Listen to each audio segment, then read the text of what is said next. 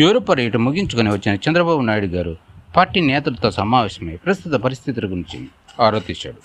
ఉద్యోగుల ballot counting ఓట్ల విషయంలో ఈసీ చెప్పిన రూల్స్ను పాటించాలని, 1-2 సార్లు బ్యాలెట్ పేపర్లను జాగ్రత్తగా పరిశీలించాలని తమ ఏజెంట్లకు సూచించారు.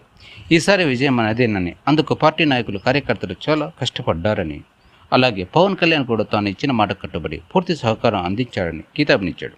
అలాగే బీజేపీతో పొత్తు కూడా బాగా ఉపయోగపడిందని చెప్పాడు. ఓటమి భయంతో పోలింగ్ తర్వాత వైసీపీ దాడులకు పాల్పడిందన్నారు. టీడీపీ నేతలు మాట్లాడుతూ వైసీపీ 35 సీట్లకే పరిమితం అవుతుందన్న ప్రచారం ఉందని చెప్పగా, దానికి చంద్రబాబు నాయుడు గారు పోలింగ్ సర్లే చూస్తే ఆ పార్టీకి అన్ని సీట్లు కూడా వచ్చేటట్లు లేవని జోస్యం చెప్పాడు.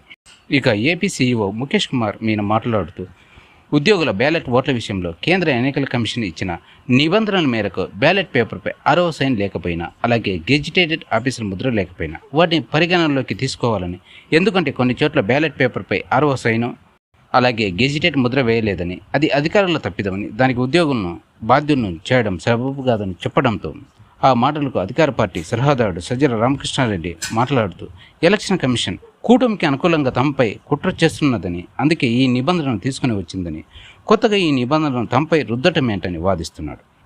నిజానికి ఈ రూల్స్ ఇప్పుడు తీసుకుని వచ్చింది ఏమీ కాదు.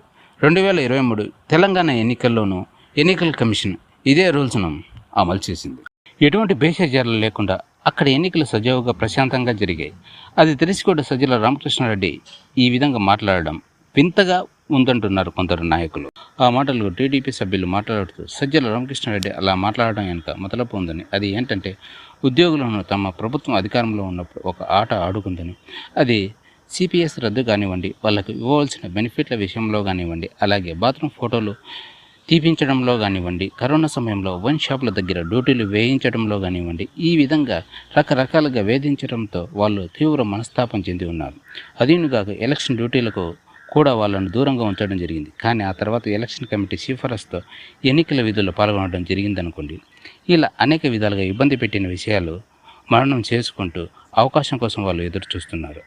ఏ విధంగానైతే ఈ ప్రభుత్వంను తమ నెత్తి మీదకి తెచ్చుకున్నారో అదే విధంగానే తమ నెత్తి మీద నుంచి దించుకునే అవకాశం రావడంతో సంతోషంతో ఉద్యోగులు ఒక ప్రభంజనంలాగా కూటమికి ఓట్లు వేయడం ప్రారంభించడంతో ఆ ప్రభంజన గాలిని గమనించిన అధికార పక్షం దానిని ఆపడానికి తమకు అనుకూలంగా ఉన్న అధికారుల సహాయంతో బ్యాలెట్ పేపర్లపై 6వ సైన్ కానీ గెజిటెడ్ ముద్ర కానీ వేయకుండా చేసి అవి చెల్లకుండా చేయాలని ప్లాన్ చేశారు.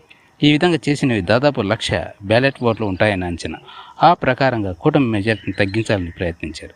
కానీ ఎన్నికల కమిషన్ సైన్ కానీ ముద్ర కానీ లేకున్నా సరే ఉద్యోగుల బ్యాలెట్ ఓట్లను పరిగణనలోకి తీసుకోండి అనడంతో ఒక్కసారిగా అధికార పక్షానికి గొంతులో వెలక్కాయ పడ్డట్టుగా ఫీల్ అయ్యి తాము చేసిన ప్రయత్నం వృధా అయ్యిందని ఆక్రోశంతో ఎలక్షన్ కమిషన్పై మండిపడుతూ ఈ ప్రక్రియకు విరుగుడుగా తమ ఎన్నికల కౌంటింగ్ ఏజెంట్ల స్థానంలో ఆర్గ్యుమెంట్ చేసేవారిని మరియు దుందుడుకు స్వభావం కలవారిని మరియు రౌడీ స్వభావం కలవారిని నియమించి కౌంటింగ్కు విఘాతం కలిగించాలని ప్లాన్ చేస్తున్నారని, అందుకే కౌంటింగ్ రోజు గొడవలు క్రియేట్ చేసి రాద్ధాంతం చేయాలనుకుంటున్నారని టీడీపీ సభ్యులు ఆరోపిస్తున్నారు.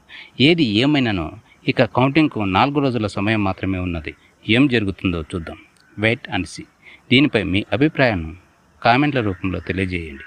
జై భారత్, మేరా భారత్ మహాన్ హై.